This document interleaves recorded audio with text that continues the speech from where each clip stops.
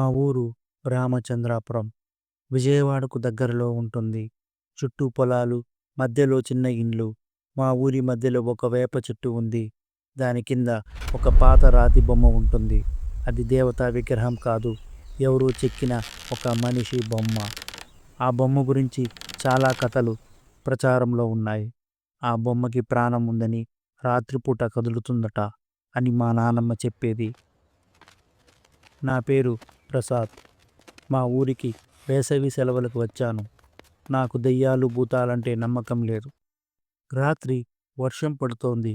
ఉరుములు మెరుపులతో కూడిన బలమైన తుఫాను. కరెంటు పోయింది. బయట చిమ్మ చీకటి.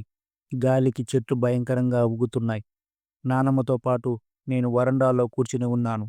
అప్పుడు ఆమె మళ్ళీ నాకు ఆ బొమ్మ కథ చెప్పింది.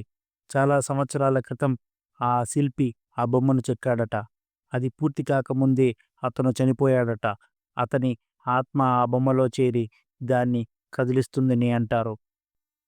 ఆమె నాకు చెబుతా ఉన్నప్పుడు అకస్మాత్తుగా ఒక మెరుపు మెరిసింది. ఆ మెరుపు వెలుగులో మా కళ్ళ ముందు ఆ వేప చెట్టు కింద ఉన్న బొమ్మ స్పష్టంగా కనిపించింది. నాకు ఒక ఆలోచన వచ్చింది. ఈ రాత్రి ఆ బొమ్మ దగ్గరకు వెళ్తే ఎలా ఉంటుంది, దాని రహస్యమేంటో తెలుసుకోవచ్చు అని. నానమ్మకు చెప్పకుండా నా మొబైల్ తీసుకుని బయలుదేరాను. బయట వర్షం తగ్గుముఖం పట్టినా చిరుజల్లులు పడుతూ ఉన్నాయి. గాలి మాత్రం ఇంకా బలంగా వీస్తోంది. వేప చెట్టు దగ్గరకు వెళ్తున్న కొద్దీ గాలిలో మట్టి వాసన. ఆ బొమ్మ దగ్గరకు చేరుకున్నాను. ఆ బొమ్మ నిజంగానే చాలా విచిత్రంగా ఉంది. దాని కళ్ళు లోపలికి కూరుకుని పోయి, పెదాలు బిగుసుకుని పోయి ఏదో చెప్పాలి అన్నట్లుగా ఉంది. మొబైల్ ఫ్లాష్ లైటు దాని ముఖం పైన వేశాను. దాని కళ్ళు నా వైపు చూస్తున్నట్లుగా అనిపించింది. చుట్టూ తిరిగాను. కదలకుండా స్థిరంగా నిలబడి ఉంది. ఛ! ఇదంతా అందరి పిచ్చి భయం అనుకున్నాను. అంతలో ఒక మెరుపు మెరిసింది. ఆ మెరుపులో నేను స్పష్టంగా చూశాను. ఆ బొమ్మ తల కొద్దిగా పక్కకు తిరిగింది. నా వైపు చూస్తున్నట్లుగా ఉంది. నా గుండె ఆగినంత పని అయింది.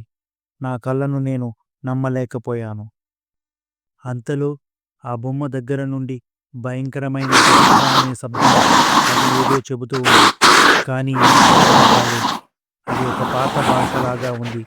ఆ గుసగుసలు మరింత దగ్గరయ్యాయి. అవి నా చెవిలో నేరుగా మాట్లాడుతున్నట్లుగా ఉంది. ఆ గుసగుసల శబ్దం వింటూనే నా కాళ్ళు కదలడం మానేశాయి.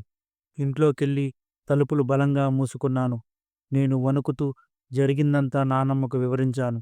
ఆమె నా కళ్ళు చూసి, అందుకేరా ఆ బొమ్మ దగ్గరకు వెళ్ళొద్దని చెప్పింది. అది మంచిది కాదు అంది నానమ్మ.